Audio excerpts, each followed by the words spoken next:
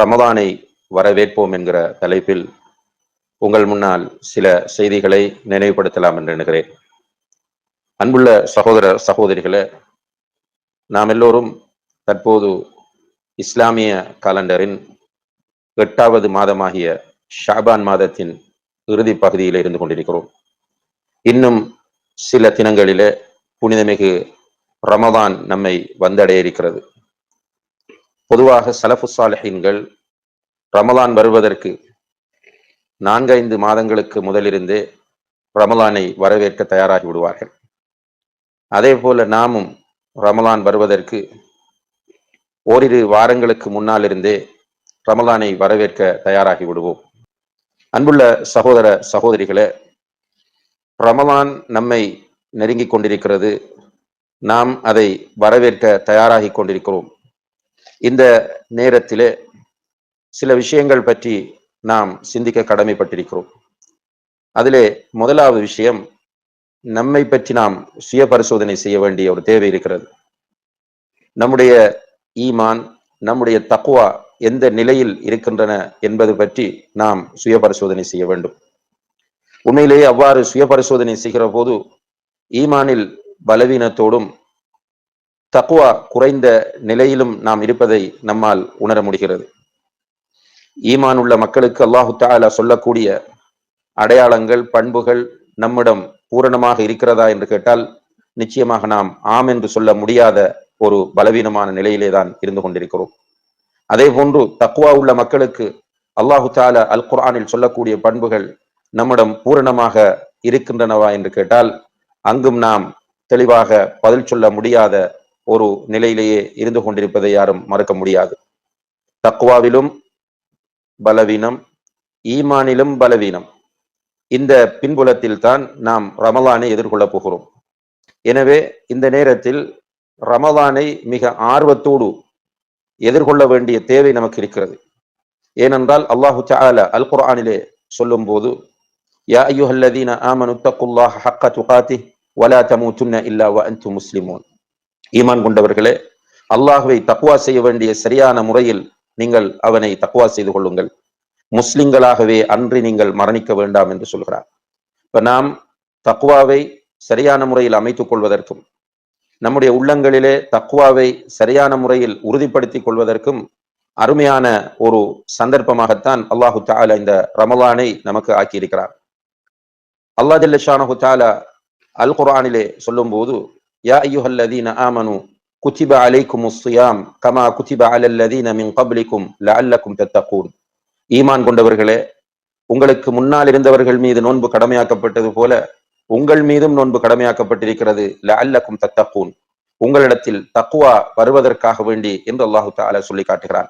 எனவே நம்மிடத்தில் தக்வாவை வளர்ப்பதுதான் ரமலானில் அல்லாஹு தஆலா நோன்பை கடமையாக்கி இருப்பதன் மிக முக்கியமான தத்துவமாக இருக்கிறது. பொதுவாகவே அல்லாஹ் ஜல்ல ஷானஹு தஆலா வணக்கங்களை நமக்கு கடமையாக்கி இருப்பது நம்முடைய உள்ளங்களிலே தக்வாவை உறுதிப்படுத்துவதற்காகத்தான். இன்னும் ஒரு இடத்திலே அல்லாஹு தஆலா சொல்லும் போது, யா அய்யுஹன் நாஸு உபுது ரப்பக்கும் அல்லதீ ஹலகக்கும் வல்லதீன மின் கப்லிக்கும் லஅல்லக்கும் தத்தகூன்.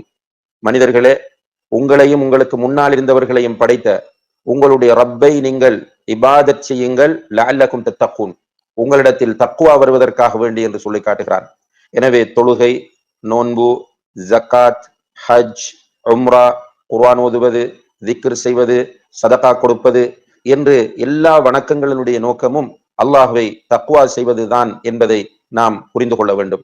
அன்புள்ள சகோதர சகோதரிகளே, இவை அனைத்தும் ஒன்று சேர்ந்த ஒரு மாதமாக, குறிப்பாக ஹஜ் வராது, ஆனால் உம்ரா உட்பட எல்லா விதமான வணக்கங்களும் ஒன்று சேர அமல் செய்யக்கூடிய ஒரு மாதம் தான் புனிதமிகு ரமலான் மாதம் இருந்து கொண்டிருக்கிறது.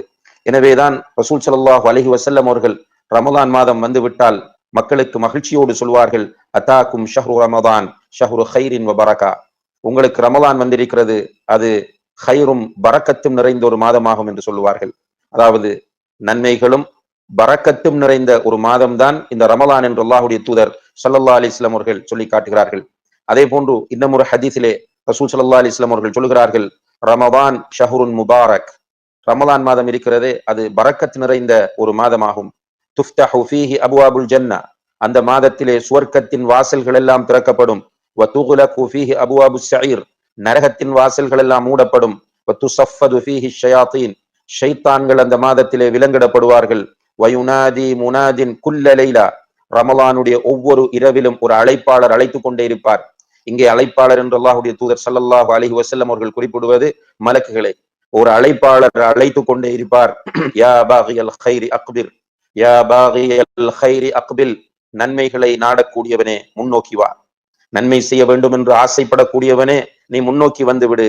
வயா பாகிய ஷர்ரி அத்பிர், தீமைகள் செய்ய வேண்டும் என்று நினைக்கிறவனே அதுபிர், நீ இந்த மாதத்திலே பின்னோக்கி சென்று விடு, உனக்குரிய மாதம் அல்ல இது என்று சொல்லப்படும் என்று நபிகள் நாயகம் ஸல்லல்லாஹு அலைஹி வஸல்லம் அவர்கள் சொல்லி காட்டுகிறார்கள். இந்த மாதத்தில் இவ்வளவு சிறப்புகள் இருக்கின்றன.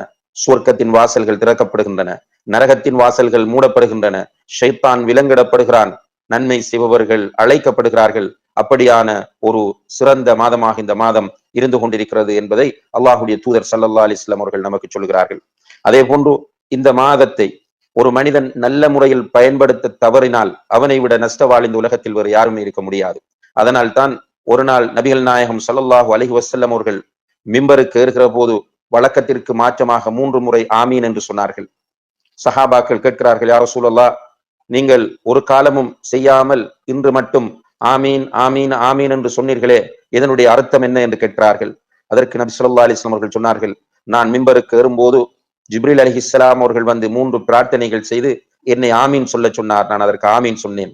ஒரு பிரார்த்தனை, யாரொருவர் அவருடைய பெற்றோரை முதுமையான நிலையில் அடைந்து கொண்டு அவர்களுக்கு ஹிதுமத் செய்து அவர்களுடைய மனதை குளிரச் செய்து அதன் மூலம் சுவர்க்கத்தை அவன் அடைந்து கொள்ளவில்லையோ அவன் நாசமாகட்டும் என்று சொன்னார், நான் ஆமீன் சொன்னேன். அதே போன்று யாரொருவர் என்னுடைய பேர் முஹம்மது ஸல்லல்லாஹு அலைஹி வஸல்லம் அவர்கள் பெயர் கேட்டும் அவர்கள் மீது ஸலவாத்து சொல்லாமல் இருக்கிறாரோ அவர் நாசமாகட்டும் என்று ஜிப்ரீல் துஆ செய்தார், நான் ஆமீன் சொன்னேன். மூன்றாவதாக, யாரொருவர் புனித ரமலான் மாதத்தை அடைந்து அந்த மாதத்தில் பாவங்கள் மன்னிக்கப்பட்டவராக மாறவில்லையோ அவரும் நாசமாகட்டும் என்று சொன்னார், அதற்கு நான் ஆமீன் சொன்னேன் என்று ரசூல் ஸல்லல்லாஹு அலைஹி வஸல்லம் அவர்கள் சொல்லி காட்டுகிறார்கள். எனவே அன்புள்ள சகோதர சகோதரிகளே, புனிதமிகு ரமலான் மாதம் வந்து அந்த மாதத்தில் பாவங்கள் மன்னிக்கப்படாமல் நாம் அந்த மாதத்திலிருந்து வெளியேறுவோமாக இருந்தால் நிச்சயமாக நாம் நஷ்டவாளிகள் என்பதை இந்த ஹதீஸ் மிக தெளிவாக நமக்கு சொல்லுகிறது. எனவே இந்த புனிதமிகு மாதம் ஒரு சில தினங்களிலே நம்மை அடைய இருக்கின்றது. இந்த மாதத்தை அடைவதற்கு முதலிலே நம்முடைய உள்ளங்களில் ஆசையை நாம் வளர்த்துக் கொள்ள வேண்டும். நான் இந்த மாதத்தை அடைய அல்லாஹ் எனக்கு தௌஃபீக் செய்ய வேண்டும், நான் இந்த மாதத்தை நல்ல முறையிலே பயன்படுத்த வேண்டும், இந்த மாதத்தில் என்னிடம் பலவீனமாகி போயிருக்கிற ஈமானை நான் புதுப்பிக்க வேண்டும், என்னிடம் குறைந்திருக்கிற தக்வாவை நான் வலுப்படுத்திக் கொள்ள வேண்டும், அதிகரித்துக் கொள்ள வேண்டும் என்ற ஆசையோடு இந்த மாதத்தை எதிர்கொள்ள நாம் தயாராக வேண்டும். இரண்டாவதாக, நாம் இந்த மாதத்தை அடைவதற்கு முன்னால் தௌபாவை அதிகரிக்க வேண்டும். உண்மையிலேயே நிறைய பாவங்கள் நாம் செய்திருக்கிறோம். நாம் அன்றாடம் செய்யக்கூடிய பாவங்களை பட்டியலிட்டால் நிச்சயமாக நம்முடைய நெற்றி புருவங்களே சுருங்கிவிடும். அந்த அளவுக்கு நிறைய பாவங்களை செய்திருக்கிறோம். தொழுகையினுடைய விஷயத்திலே பொடுபோக்காக இருந்திருக்கிறோம். குறிப்பாக ஃபர்தான தொழுகைகளை உரிய நேரத்தில் நிறைவேற்றுகிற விஷயத்தில் பொடுபோக்காக இருந்திருக்கிறோம். அதே போல அல்லாஹு தஆலா நமக்கு கட்டளையிட்ட பல கட்டளைகளை உதாசீனம் செய்திருக்கிறோம். அல்லாஹு தஆலா செய்யக்கூடாது என்று தடை விதித்த பல தடைகளை செய்திருக்கிறோம். ஹராமான பல காரியங்களை நாம் செய்திருக்கிறோம். இப்படி நாம் அல்லாஹுக்கு நிறையவே மாறு செய்தவர்களாகத்தான் இந்த ரமலானை எதிர்நோக்கி கொண்டிருக்கிறோம் என்றால் ரமலானுக்குள் நுழைகிற போது பாவியாக அந்த புனித மாதத்திலே நாம் நுழைந்து விடக்கூடாது என்ற அந்த ஆசையோடு இப்போது எஞ்சியிருக்கிற காலத்தில் அதிகமாக நாம் தௌபா செய்ய வேண்டும். என்னென்ன பாவங்களை எல்லாம் செய்தோமோ அத்தனை பாவங்களையும் நினைத்து அல்லாஹ்விடத்திலே அவற்றை குறிப்பிட்டு அவற்றுக்காக மன்னிப்பு கேட்க வேண்டிய பொறுப்பு நமக்கு இருக்கிறது. ஒன்றை புரிந்து கொள்ளுங்கள் சகோதர சகோதரிகளே, அல்லாஹ் ஜல்ல ஷானஹு தஆலா நம்மை பலவீனமாக படைத்துவிட்டு, மனிதர்களை பலவீனமானவர்களாக படைத்துவிட்டு, தவறுக்கும் மறதிக்கும் இடையிலே படைத்துவிட்டு அவனுக்கு தவ்வாப், கஃபூர், கஃபார், அஃபு என்ற பெயர்களை சூட்டி இருக்கிறான். கஃபூர் என்றால் அதிகமாக மன்னித்து மறைக்கக்கூடியவன் என்பது அதனுடைய அர்த்தமாகும். கஃபார் என்பது அதே போன்ற ஒரு அர்த்தத்தை தரக்கூடியது. தவ்வாப் என்றால் தன்னுடைய அடியார்கள் செய்கிற தௌபாக்களை அதிகமாக ஏற்றுக்கொள்ளக்கூடியவன் என்கிற அர்த்தம் இருக்கிறது. அஃபு என்று சொன்னால் நாம் செய்யக்கூடிய பாவங்களை மன்னித்து அவற்றை நன்மைகளாக மாற்றக்கூடியவன் என்பது அர்த்தமாகும். இப்படியான பெயர்களை அல்லாஹு தஆலா தனக்கு சூட்டிக் கொண்டது மட்டுமல்ல, அல்லாஹு தஆலா நம்மை பார்த்து அழைப்பு விடுக்கிறான். வஸாரிஉ இலா மக்ஃபிரத்தின் மின் ரப்பிக்கும், உங்களுடைய ரப்பிடம் இருக்கக்கூடிய மன்னிப்பின்பால் நீங்கள் விரைந்து வாருங்கள் என்று சொல்கிறான். யா இபாதியல்லதீன அஸ்ரஃபு அலா அன்ஃபுஸிஹிம் லா தக்னது மின் ரஹ்மத்தில்லாஹ், தங்களுக்கு தாங்களே அநீதி இழைத்துக் கொண்ட என்னுடைய அடியார்களே, அல்லாஹ்வுடைய ரஹ்மத்திலே நீங்கள் நம்பிக்கை இழக்க வேண்டாம் என்று அல்லாஹு தஆலா நம்மை பார்த்து ஆறுதல் சொல்கிறான். இன்னல்லாஹ யக்ஃபிரு ذுனூப ஜமீஆ, நிச்சயமாக அல்லாஹு தஆலா எல்லா பாவங்களையும் மன்னிக்க கூடியவனாக இருக்கிறான். வதூபு இலல்லாஹி ஜமீஅன் அய்யுஹல் முஃமினூன் லஅல்லகும் துஃப்லிஹூன், மூமின்களே நீங்கள் எல்லோரும் அல்லாஹ்விடத்திலே திரும்பி வாருங்கள், அல்லாஹு தஆலா உங்களுடைய பாவங்களை மன்னிப்பா, நீங்கள் வெற்றி அடையலாம் என்று அல்லாஹு தஆலா அழைப்பு விடுக்கிறான். இப்படி அல் குர்ஆனில் பல்வேறு இடங்களிலே அல்லாஹ்விடத்திலே திரும்பி வருமாறு அல்லாஹு தஆலா நமக்கு அழைப்பு விடுப்பதை பார்க்கிறோம். நபிகள் நாயகம் ஸல்லல்லாஹு அலைஹி வஸல்லம் அவர்கள் சொல்கிறார்கள், லில்லாஹி அஷத்து ஃபரஹா, அல்லாஹு தஆலா மிக கடுமையாக மகிழ்ச்சி அடைகிறான். எப்போதென்றால் பிதௌபதி அப்தி, தன்னுடைய அடியான் தௌபா செய்கிற போது அல்லாஹு தஆலா அந்த தௌபாவை பார்த்து மிக கடுமையாக மகிழ்ச்சி அடைகிறான். ஒரு உதாரணத்தோடு நபிகள் நாயகம் ஸல்லல்லாஹு அலைஹி வஸல்லம் அவர்கள் அதை சொல்கிறார்கள். ஒரு மனிதன் பாலைவனத்தில் தனியாக ஒட்டகத்திலே பயணம் செய்து கொண்டிருக்கிறான். இந்த மனிதன் அவ்வாறு பயணம் செய்து கொண்டிருக்கிற போது ஒரு இடத்திலே ஓய்வெடுப்பதற்காக வேண்டி போய் நிற்கிறான். அவன் இறங்கி ஓய்வெடுக்கிறான். அவனை அறியாமல் தூங்கி விடுகிறான். தூக்கத்திலிருந்து விழித்து அவன் பார்க்கிற போது அவனுடைய ஒட்டகத்தை காணவில்லை. ஒட்டகத்திலே தான் எல்லாம் இருக்கிறது. அவனுடைய உணவு, அவனுடைய பானம் எல்லாமே ஒட்டகத்திலே தான் இருக்கிறது. இப்படியான் இந்த மனிதன் கை சேதப்பட்டு அழுது டயர்டாகி மீண்டும் உறங்குகிறான். ஏனென்றால் அவனுக்கு அங்கு மரணத்தை தவிர வேறு ஒன்றுமே கிடையாது. யாரும் வரப்போவதும் இல்லை, யாரும் உதவி செய்ய போவதும் இல்லை. இப்படியான நிற்கதியான சூழலில் இருக்கிற இந்த மனிதன் திடீரென மீண்டும் கண்விழித்து பார்க்கிறான். அவனுடைய ஒட்டகம் அவனுக்கு முன்னால் வந்து நிற்கிறது. மகிழ்ச்சியின் உச்சகட்டத்திற்கு அவன் சென்று தன்னுடைய 2 கரங்களையும் வானத்தை நோக்கி உயர்த்தி சொல்கிறான், அல்லாஹும்ம அன்த அப்தி வ அன ரப்புக், யா அல்லாஹ் நீ என்னுடைய அடியான், நான் உன்னுடைய எஜமானன் என்று சொல்கிறான். இது மகிழ்ச்சியின் உச்சகட்டத்தினால் அவன் பேசிய வார்த்தைகள். ரசூல் ஸல்லல்லாஹு அலைஹி வஸல்லம் அவர்கள் சொல்கிறார்கள், ஒரு அடியான் தௌபா செய்யும் போது அல்லாஹ் இதைவிட கடுமையாக மகிழ்ச்சி அடைகிறான் என்று சொல்லி காட்டினார்கள். எனவே அன்புள்ள சகோதர சகோதரிகளே, நாம் நிறையவே பாவம் செய்திருக்கிறோம். நம்மை நாம் முஹாசபா செய்தால், சுய பரிசோதனை செய்தால் நிச்சயமாக நாம் நிறைய பாவம் செய்திருக்கிறோம் என்பதை நம்மால் புரிய முடியும். குறிப்பாக நம்மிடத்திலே சிலரிடத்தில் ஒரு பழக்கம் இருக்கிறது, நம்மை நாம் பரிசுத்தப்படுத்துவது, நான் எந்த பாவமும் செய்வதில்லை என்று பரிசுத்தப்படுத்துவது. அப்படி ஒருவர் தன்னை பரிசுத்தப்படுத்துவதும் ஒரு பாவமாகும். இப்படி பார்க்கிற போது நிறைய பாவங்களை நாம் செய்திருக்கிறோம். பொருளாதாரத்திலே, கொடுக்கல் வாங்கல் விஷயத்திலே, குடும்ப வாழ்க்கை விஷயத்திலே, சமூக வாழ்விலே, வியாபாரத்திலே, அல்லாஹுக்கு செய்ய வேண்டிய கடமைகளிலே என்று நிறைய பாவங்களை செய்திருப்போம். இந்த பாவங்களிலிருந்து தௌபா கேட்டு நல்ல நிலையில் புனிதமிகு ரமலானை அடைந்து கொள்வதற்கு நாம் முயற்சி செய்ய வேண்டும். எனவே இந்த எஞ்சியிருக்கிற காலத்திலே, ஷாபானுடைய இறுதி பகுதியில இருக்கிறோம். வரக்கூடிய வாரம் இன்ஷா அல்லாஹ் ரமலானாக இருக்கும். அதற்கிடையில் நாம் அல்லாஹ்விடத்திலே நிறைய துஆ கேட்டு தௌபா செய்து இந்த ரமலானை அடைந்து கொள்ள நாம் முயற்சி செய்ய வேண்டும். அடுத்ததாக அன்புள்ள சகோதர சகோதரிகளே, நிறைய ரமலான்கள் வந்தன, போய்கொண்டே இருக்கின்றன. அப்படி இல்லாமல் இந்த ரமலான் பயனுள்ளதாக கழிக்கப்பட வேண்டும் என்று முடிவெடுப்போம். அதற்காக முடிவெடுக்கிற நாம் அந்த முடிவை அடைந்து கொள்வதற்கு திட்டமிடுவது நம்முடைய கடமையாக இருந்து கொண்டிருக்கிறது. அதிலும் குறிப்பாக இந்த லாக்டவுன் காலத்திலே, அதாவது இந்த கோவிட்-19 வைரஸினால் நாம் வீடுகளிலே முடங்கி இருக்கிற இந்த காலப்பகுதியிலே வரப்போகிற இந்த ரமலானை மிக்க பயனுள்ளதாக இன்ஷா அல்லாஹ் கழிக்கலாம். அதற்கேற்ற திட்டங்களை இப்போதிருந்து குடும்பத்தோடு உட்கார்ந்து வகுத்துக் கொள்ளுங்கள். கணவன், மனைவி, பிள்ளைகள் எல்லோரும் உட்காருங்கள். இந்த ரமலானை எப்படி கழிப்பது என்று முடிவெடுங்கள்.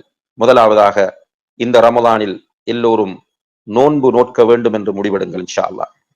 இந்த ரமலானில் எல்லோருமே நோன்பு நோட்பது, சிறிய குழந்தைகளாக இருந்தாலும் அவர்களுக்கும் தர்பியா கொடுப்பது. சின்ன பருவ வயதை அடையாத குழந்தைகளுக்கு நோன்பு கடமை இல்லை. இருந்தாலும் சஹாபிய பெண்கள் அவர்களுடைய பிள்ளைகளுக்கு நோன்பு பிடிக்கிற தர்பியாவை கொடுத்திருக்கிறார்கள். எனவே எல்லோரும் இன்ஷா அல்லாஹ் நோன்பு பிடிப்போம் என்று திட்டமிட்டுக் கொள்ளுங்கள். உறுதியான முடிவை எடுத்துக் கொள்ளுங்கள். அடுத்ததாக அன்புள்ள சகோதர சகோதரிகளே, இந்த ரமலானை சரியாக நாம் கழிக்க வேண்டும். எனவே இந்த ரமலானோடு தொடர்பான அனைத்து சட்டங்களையும் நாம் அறிந்து கொள்ள வேண்டும் என்று ஒரு நியத்து வையுங்கள். அதற்காக இப்போதே நீங்கள் தயாராகுங்கள். நிறைய புக்குகள் ரமலான் தொடர்பாக எழுதப்பட்டிருக்கிறது. ரமலான் காலத்தில் நாம் செய்ய வேண்டிய இபாதத்துகள் தொடர்பான சட்டங்கள் பற்றி நிறைய புத்தகங்கள் எழுதப்பட்டிருக்கின்றன. அந்த புத்தகங்களை ஒன்று சேர்த்து வாசியுங்கள். அடுத்ததாக இது தொடர்பாக யூடியூபிலே நல்ல சிறந்த உலமாக்களுடைய வகுப்புகள், பயான்கள் இருக்கின்றன. அவற்றை எடுத்து நேரம் ஒதுக்கி கேளுங்கள். நோன்புடைய சட்டங்கள், தராவிஹ் தொழுகையினுடைய சட்டங்கள், நியத்தினுடைய சட்டங்கள், இழ்திகாஃபினுடைய சட்டங்கள், ஜக்காத்துல் ஃபித்ருடைய சட்டங்கள், ஜக்காத்தினுடைய சட்டங்கள், இப்படி ஒவ்வொன்றாக தேடி தேடி படியுங்கள். அப்போ ஒரு நல்ல ஒரு நிலையில், மனதிலே ஒரு திருப்தியான நிலையில் ரமலானை நம்மால் கழிக்க முடியும். எனவே அதற்குரிய திட்டத்தையும் இப்போதே நீங்கள் வகுத்துக் கொள்ளுங்கள். அடுத்ததாக அன்புள்ள சகோதர சகோதரிகளே, இந்த ரமலானிலே குர்ஆனை எத்தனை தடவை நாம் ஓதி முடிப்பது என்று மஷூரா பண்ணுங்கள். மனைவி பிள்ளைகளோடு சேர்ந்து உட்கார்ந்து இன்ஷா அல்லாஹ் இந்த ரமலானில் நாம் குறைந்தது 5 தடவைகள் குர்ஆனை ஓதி முடிப்போமா என்று கேளுங்கள், முடிவெடுங்கள். அந்த முடிவை நோக்கி ரமலானிலே நகருங்கள். ஒரு ஹர்ஃப் ஓதினால் அன்புள்ள சகோதர சகோதரிகளே 10 நன்மைகள். ஒரு ஹர்ஃப் என்றால் ஒரு எழுத்து. ஒருவர் அலிஃப் லாம் மீம் என்று ஓதினால் அவருக்கு 30 நன்மைகள் கிடைக்கும் என்று நபிகள் நாயகம் ஸல்லல்லாஹு அலைஹி வஸல்லம் அவர்கள் சொல்கிறார்கள். அப்ப இந்த அல் குர்ஆனிலே உள்ள 104 அத்தியாயங்களை ஓதினால் பல லட்சம் எழுத்துக்கள் அதிலே இருக்கின்றன. ஒவ்வொரு எழுத்துக்கும் 10 நன்மை. அல்லாஹு தஆலா ரமலானில் அந்த நன்மைகளை பன்மடங்காக ஆக்குகிறான். அவ்வளவு நன்மைகள் நம்முடைய மீசான் என்ற தராசை மறுமையிலே கதிக்கச் செய்ய இருக்கின்றன இன்ஷா அல்லாஹ். எனவே ரமலானிலே குறைந்தது நாம் 5 தடவைகள் அல்லது 3 தடவைகள் எல்லோரும் குர்ஆனை ஓதி முடிப்போம் என்று திட்டம் தீட்டிக் கொள்ளுங்கள். அதற்கு ஒரு உடன்படிக்கை செய்து கொள்ளுங்கள். அதே போன்று ரமலானிலே உங்களுடைய பிள்ளைகள் குர்ஆனை மனப்பாடம் செய்வதற்கான ஷெட்யூலை அவர்களுக்கு போட்டுக் கொடுங்கள். நீங்களும் முக்கியமான சூறாக்கள், முக்கியமான வசனங்களை மனப்பாடம் செய்வதற்கு நியத்து வையுங்கள். குறிப்பாக தஜ்ஜாலுடைய ஃபித்னாவிலிருந்து பாதுகாப்பு பெற விரும்புகிறவர் சூரத்துல் கஹ்ஃபினுடைய ஆரம்ப 10 வசனங்களை, இறுதி 10 வசனங்களை பாடமாக்கி கொள்ளட்டும் என்று அல்லாஹ்வுடைய தூதர் ஸல்லல்லாஹு அலைஹி வஸல்லம் அவர்கள் சொன்னார்கள். சூரத்துல் கஹ்ஃப் என்ற அத்தியாயத்தின் ஆரம்ப 10 வசனங்கள், இறுதி 10 வசனங்கள். இது பாடமில்லை என்றால் இன்ஷா அல்லாஹ் இந்த ரமலானிலே பாடமாக்கி முடிப்பேன். ஆயத்துல் குர்சி பாடமில்லை என்றால் இன்ஷா அல்லாஹ் இந்த ரமலானிலே பாடமாக்கி முடிப்பேன். அதே போன்று குறைந்தது ஜுஸு அம்ம என்ற 30வது அத்தியாயத்தை இந்த ரமலானில் நாம் பாடமாக்கி முடிப்போம் என்று குடும்பத்தோடு சேர்ந்து திட்டமிடுங்கள் இன்ஷா அல்லாஹ். அதே போல ஒரு தடவையாவது இந்த ரமலானிலே நான் தர்ஜமத்துல் குர்ஆனை படித்து முடிப்பேன், அல் குர்ஆனுடைய டிரான்ஸ்லேஷனை, அதனுடைய மொழிபெயர்ப்பை படித்து முடிப்பேன் என்ற ஒரு உறுதியான நியத்தை வைத்துக் கொள்ளுங்கள். உங்களுடைய குத்தாவிலே, உங்களுடைய அந்த ரமலான் பிளானிலே அதையும் பதிவு செய்து கொள்ளுங்கள். அடுத்ததாக அன்புள்ள சகோதர சகோதரிகளே, ரமலானிலே தொழுகைகளை உரிய நேரத்தில் ஜமாத்தோடு தொழுவேன் என்று நியத்து வையுங்கள். பள்ளிகள் பூட்டப்பட்டிருக்கின்றன. ஆனால் உங்களுடைய வீடுகளில் கணவனும் மனைவியும் மட்டும் இருந்தால் நீங்கள் 2 பேரும் சேர்ந்து ஜமாத்தாக தொழலாம். அல்லது பிள்ளைகள் இருந்தால் கணவனும் மனைவியும் பிள்ளைகளும் சேர்ந்து ஜமாத்தாக தொழலாம். பெற்றோரும் பிள்ளைகளும் சேர்ந்து ஜமாத்தாக தொழலாம். ஜமாத்தாக தொழுகிற போது தனித்து தொழுவதை விட 27 மடங்கு நன்மை இருக்கிறது என்று அல்லாஹ்வுடைய தூதர் சொன்னார்களே, அது வீட்டில் ஜமாத்தாக தொழுதாலும் அந்த நன்மை கிடைக்கும். நியத்து வைத்துக் கொள்ளுங்கள். இன்ஷா அல்லாஹ் இந்த ரமலானிலே என்னுடைய மகனை நான் இமாமாக வைத்து பின்னால் நின்று தொழுவேன். அல்லது பெண்கள் இமாமத் செய்ய முடியாது, அதாவது ஆண்களுக்கு பெண்கள் இமாமத் செய்ய முடியாது. அது ஓதுகிற பிள்ளையாக இருந்தாலும் சரி, அல் குர்ஆனை மனனம் செய்த பெண் பிள்ளையாக இருந்தாலும் சரி, அவர்கள் தந்தைக்கோ அல்லது சகோதரர்களுக்கோ இமாமாக நின்று தொழுவிக்க முடியாது. ஆனால் ஆண்கள் சிறுவர்கள் நிற்கலாம். ஒரு நபித்தோழர் அப்துல்லாஹ் இப்னு அம்ர் இப்னு ஆஸ் என்று நினைக்கிறேன், அவர்கள் சொல்லுகிறார்கள், என்னுடைய மக்கள் என்னை இமாமாக ஆக்கி தொழுகை நடத்த சொன்னார்கள். நான் இமாமாக நின்று தொழுகை நடத்தினேன். அப்போது எனக்கு 6 அல்லது 7 வயது இருக்கும் என்று சொல்கிறார்கள். எனவே நம்முடைய பிள்ளைகளுக்கு தொழுகையினுடைய சட்டங்கள் சரியான முறையில் தெரிகிற போது அவர்களை இமாமாக நின்று நாம் பின்னால் நின்று தொழுவதற்கு மார்க்கத்திலே அனுமதி இருக்கிறது. எனவே நம்முடைய பிள்ளைகளை இமாமாக ஆக்கி இந்த ரமலானிலே தொழுவதாக நியத்து வைத்துக் கொள்ளுங்கள். அதே போல முன்பின் சுன்னத்துகளை தொழுவதற்கு நியத்து வையுங்கள். பரலான தொழுகைகளுக்கு முன்னாலும் பின்னாலும் 12 ரக்காத்துக்கள் சுன்னத்தை ரசூல் ஸல்லல்லாஹு அலைஹி வஸல்லம் அவர்கள் அறிமுகப்படுத்தி இருக்கிறார்கள். சுபஹுக்கு முன்னால் 2 ரக்காத், அதே போல லுஹருக்கு முன்னால் 2 2ஆக 4 ரக்காத், லுஹருக்கு பின்னால் 2 ரக்காத் 8, அதே போல மக்ரிபுக்கு பின்னால் 2 ரக்காத் 10, இஷாவுக்கு பின்னால் 2 ரக்காத் 12.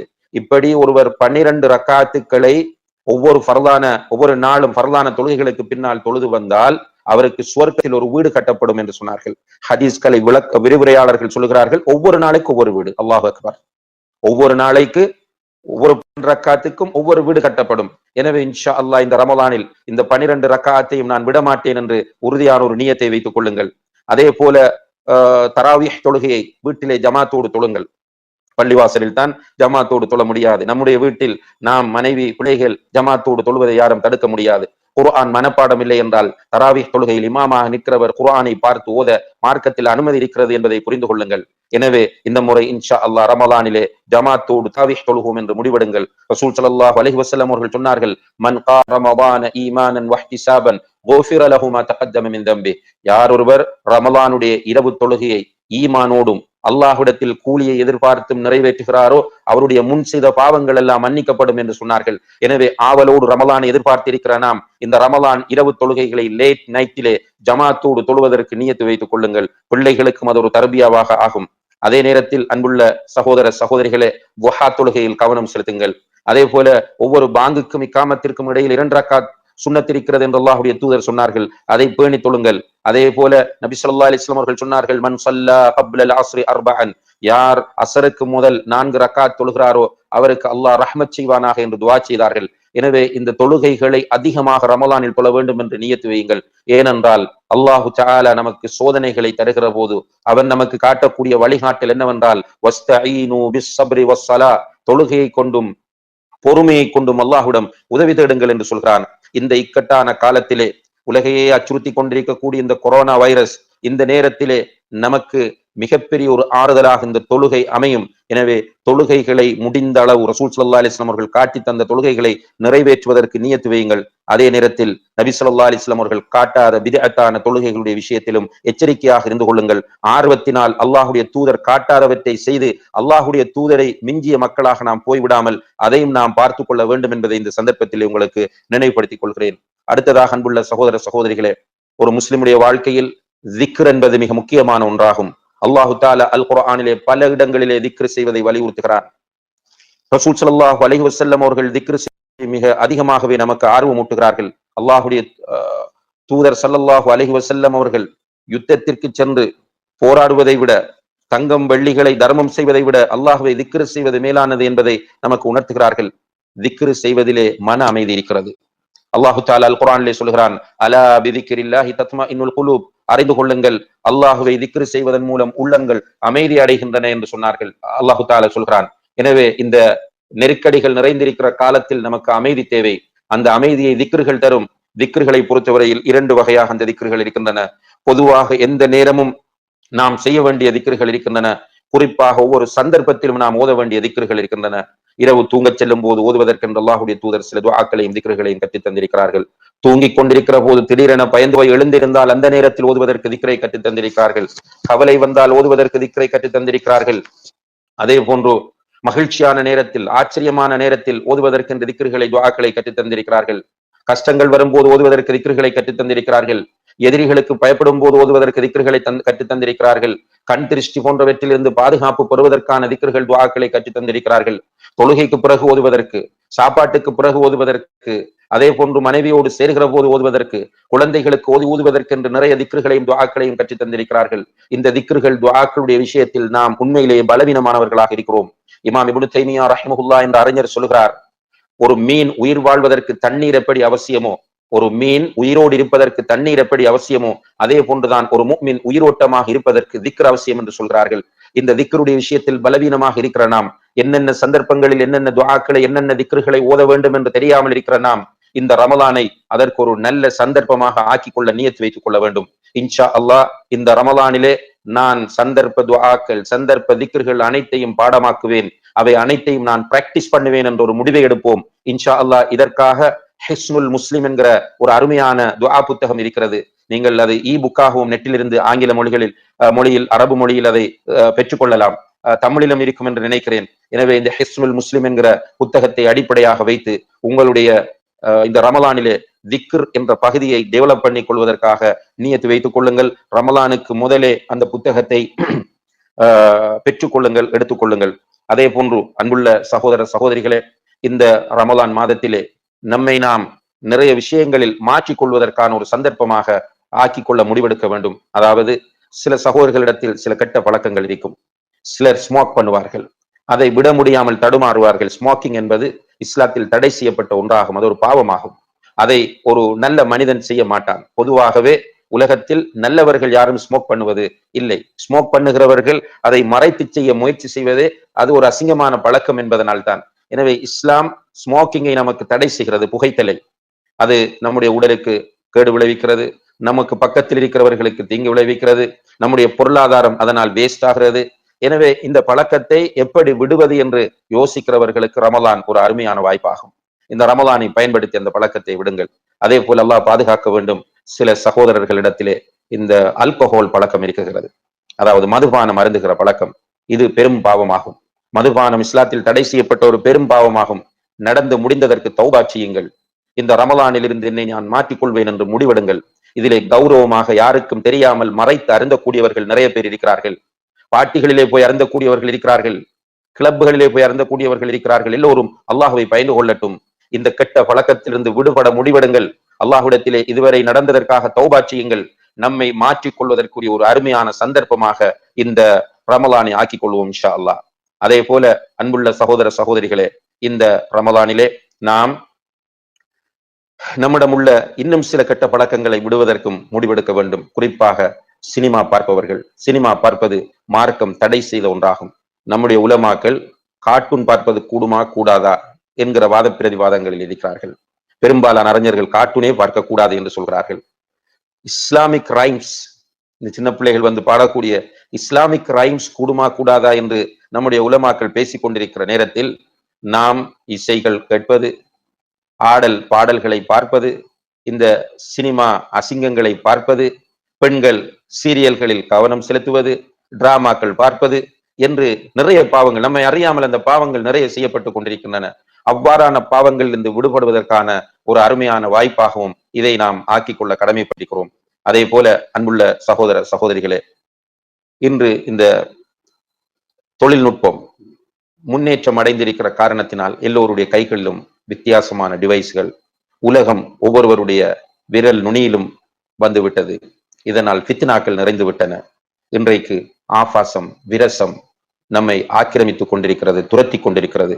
இந்த ஆபாசம் விரசத்திற்கு அடிமையாகி போனோகிராஃபி போன்ற மோசமான படங்களை பார்க்கிறவர்கள் நம்முடைய சமுதாயத்தில் அதிகரித்துக் கொண்டு வருகிறார்கள். அவர்கள் அல்லாஹ்வை அஞ்சிக் கொள்ளட்டும். அவர்களை அதிலிருந்து விடுவிப்பதற்கான ஒரு அருமையான பகுதியாக, காலப்பகுதியாக ரமலானை ஆக்கட்டும். இப்போது கடந்த காலங்களில் நடந்தவற்றிற்காக தௌபா செய்து இந்த புனிதமிகு ரமலானிலே இன்ஷா அல்லாஹ் அதன் பக்கம் நான் போக மாட்டேன். இந்த ரமலானோடு இன்ஷா அல்லாஹ் என்னுடைய இந்த பாவங்களை எல்லாம் நான் விட்டு ஒழித்து விடுவேன் என்கிற ஒரு முடிவுக்கு நாம் வர வேண்டும். அதே போன்று நம்முடைய சில சகோதர சகோதரிகள் இருக்கிறார்கள், அடுத்தவர்களுடைய மானங்களில் விளையாடக்கூடியவர்கள்.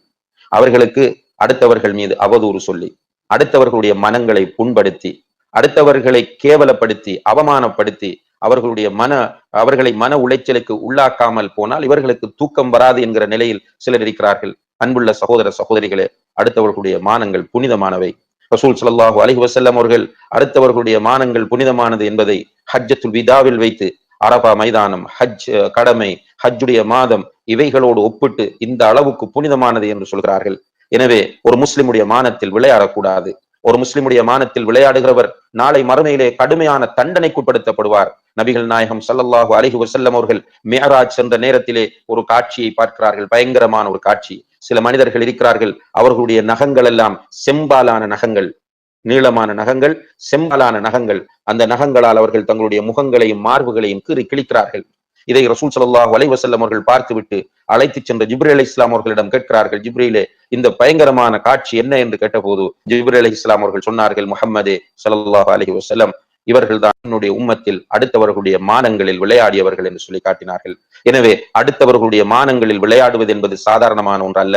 கொஞ்சம் நிதானமாக யோசித்து பாருங்கள். நம்மீது ஒருவர் அவதூறு சொன்னால் நமக்கு எவ்வளவு வலிக்கிறது.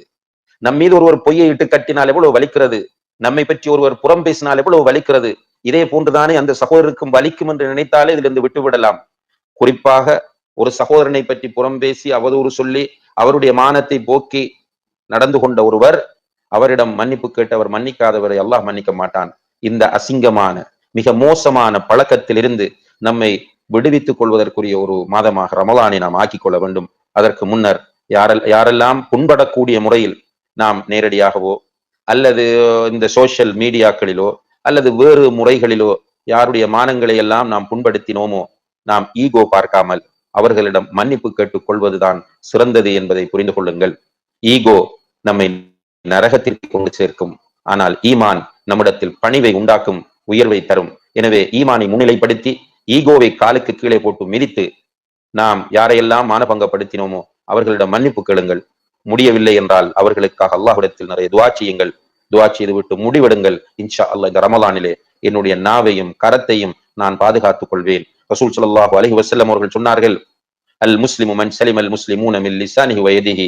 சிறந்த முஸ்லிம், உண்மையான முஸ்லிம் யார் என்றால் அவனுடைய கையில் இருந்தும் நாவிலிருந்தும் அடுத்த முஸ்லிம்கள் பாதுகாப்பு பெற வேண்டும். அப்போதுதான் அவன் உண்மையான முஸ்லிமாகுவான் என்று அல்லாஹ்வுடைய தூதர் ஸல்லல்லாஹு அலைஹி வஸல்லம் அவர்கள் சொன்னார்கள்.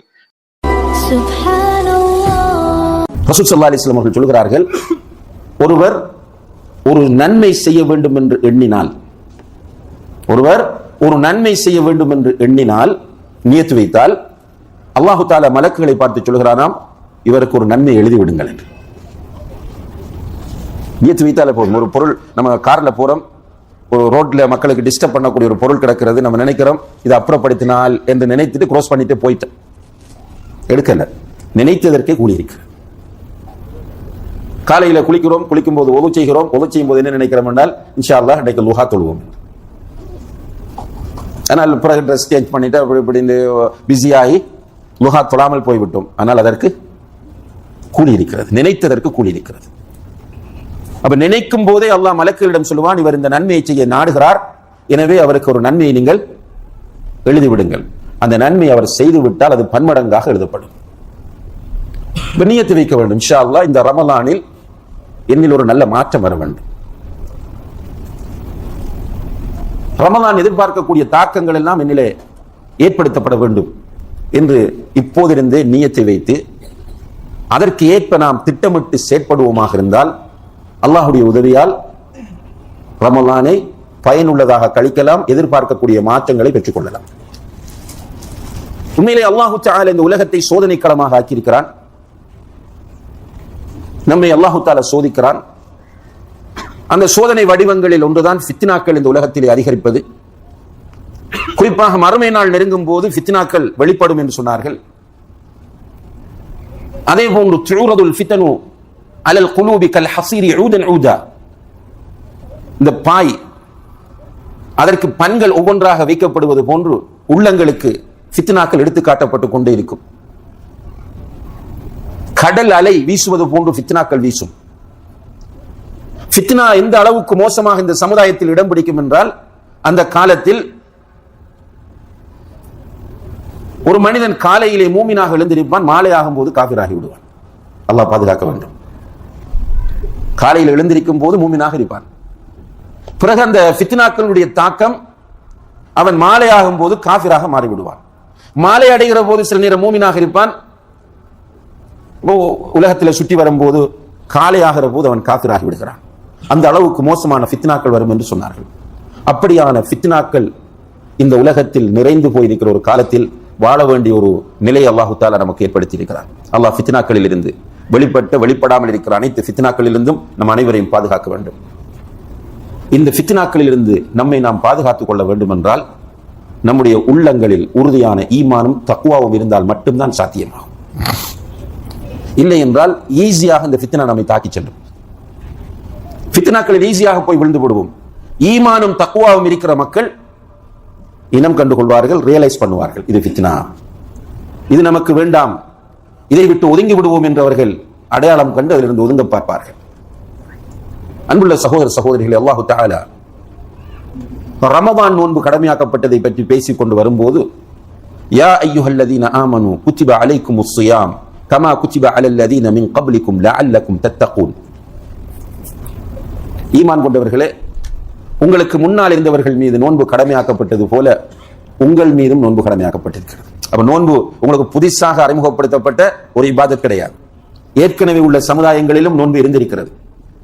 உங்களுக்கு நோன்பு எதற்காக கடமையாக்கப்பட்டது என்றால் லஅல்லக்கும் தத்தகூன், உங்களிடத்தில் தக்வா வர வேண்டும் என்பதற்காக.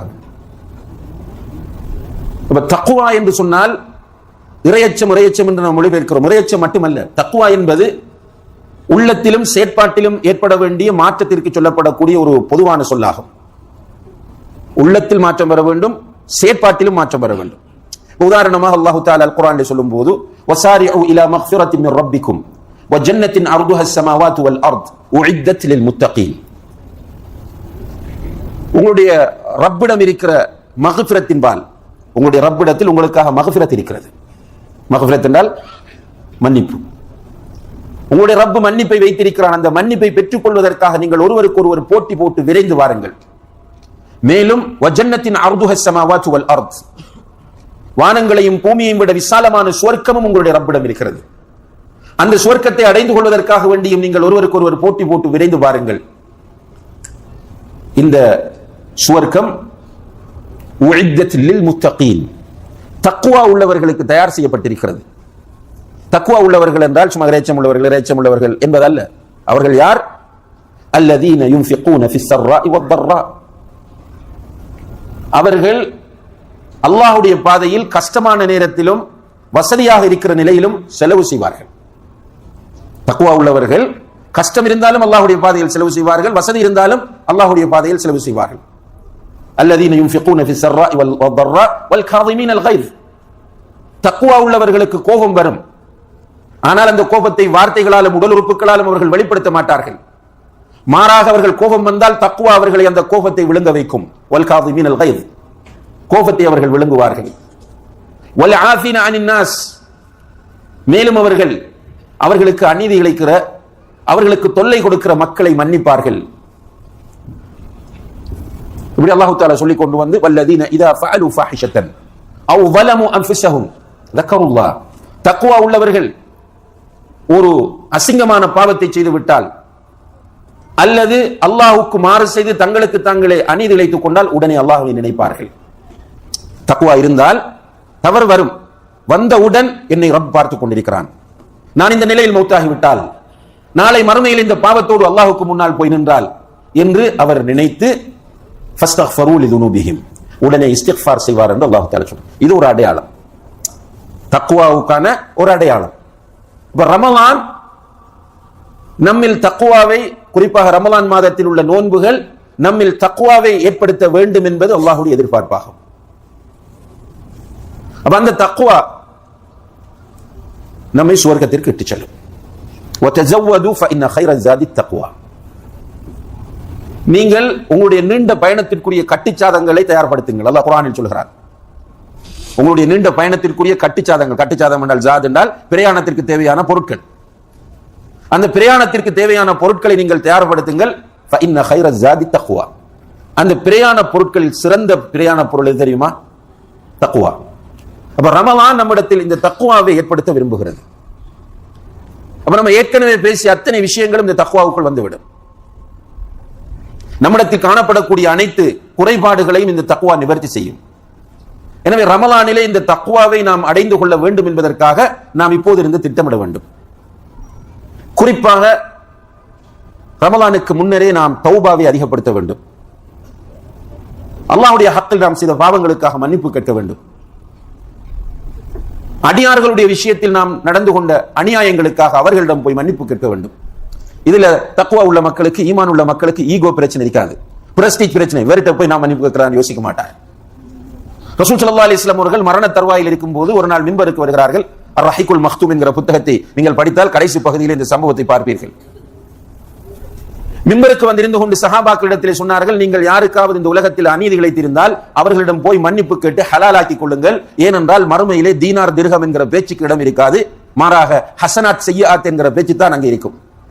ஹசனாத் செய்யாத் என்றால் நன்மை தீமை என்பதுதான் இருக்கும் என்று சொல்லிவிட்டு அல்லாஹ்வுடைய தூதர் தன்னுடைய மேலாடையை தூக்கி சொல்கிறார்கள், ஹாதா பஹ்ரி, இதோ என்னுடைய முதுகு இருக்கிறது. ஃபமன் குந்து ஜலத்து லஹு, நான் யாருக்காவது அடித்திருந்தால் அவர் வந்து என்னிடம் பழி தீர்த்துக் கொள்ளட்டும் என்கிறார். அல்லாஹு அக்பர். எனவே ஈமான் இருந்தால் ஈகோ வராது, அந்த ஒரு தாழ்வு மனப்பான்மை ஏற்பட மாட்டாது. அவர்களிடம் போய் மன்னிப்பு கேட்டுக்கொள்ள வேண்டும். மன்னிப்பு கேட்க முடியாத நிலை உருவானால் அவர்களுக்காக துஆ செய்யுங்கள். ஒருவர் நம்ம அநீதி இழைத்து விட்டோம், ஊருக்கு போய்விட்டார், அவரோடு தொடர்பு கொள்வதற்கான எந்த ரூட்டும் நமக்கு தெரியவில்லை என்றால் அவருக்காக துஆ செய்யுங்கள், அவருடைய பேரில் தர்மம் செய்யுங்கள், தௌபாவை அதிகப்படுத்துங்கள், இஸ்திக்ஃபாரை அதிகப்படுத்துங்கள். அதே போன்று ஷாபான் மாதத்தில் அதிகமாக நபிகள் நாயகம் ஸல்லல்லாஹு அலைஹி வஸல்லம் அவர்கள் நோன்பு நோட்டார்கள் ரமலானை ஃபேஸ் பண்றதுக்காக. ஷாபானில் முடியுமானவரை அதிகமாக நோன்பு நோட்க முயற்சி செய்யுங்கள். ரமலானை அடைவதற்காக அல்லாஹ்விடம் துஆ செய்யுங்கள்.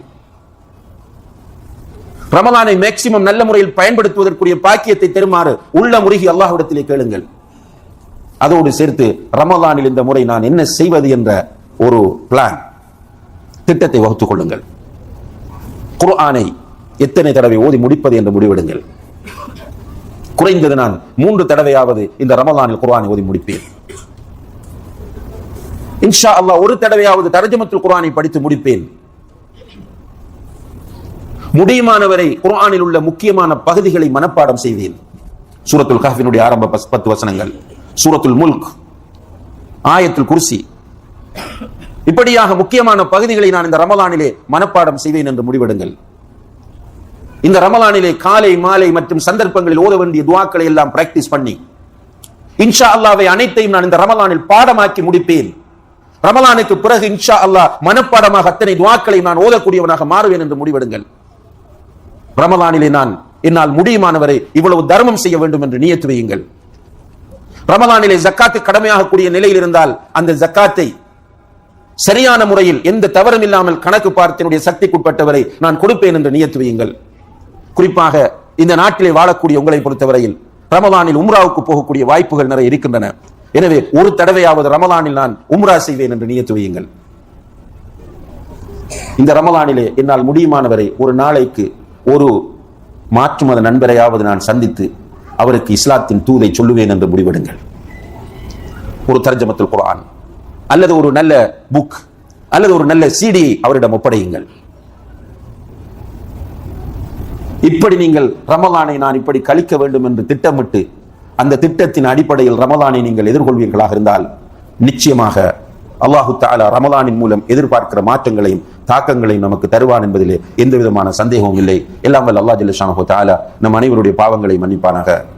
ரமலானை ஆரோக்கியத்தோடு எதிர்கொள்வதற்கு, அதை அடைந்து கொள்வதற்கு நம் எல்லோருக்கும் தௌஃபீக் செய்வானாக. ரமலானிலே தக்வாவை பெற்றுக் கொள்ளக்கூடிய மக்களாக நம் அனைவரையும் ரப்புல் ஆலமீன் ஆக்கி அருள்வானாக. பாவங்கள் மன்னிக்கப்பட்டவர்களாக முத்தகீன்கள் என்ற பெயரோடு ரய்யான் என்ற வாசலினூடாக சுவர்க்கத்தை அடைந்து கொள்ளக்கூடிய பாக்கியத்தை எனக்கும் உங்களுக்கும், நம்முடைய பெற்றோர், பிள்ளைகள், நம்முடைய மனைவிமார், கணவன்மார், நம்முடைய உடன்பிறப்புகள், நம்முடைய சமுதாயத்தில் உள்ள எல்லோருக்கும் ரப்புல் ஆலமீன் நஸீபாக்குவானாக. வ ஆகிரு தஅவானா அல்ஹம்துலில்லாஹ்.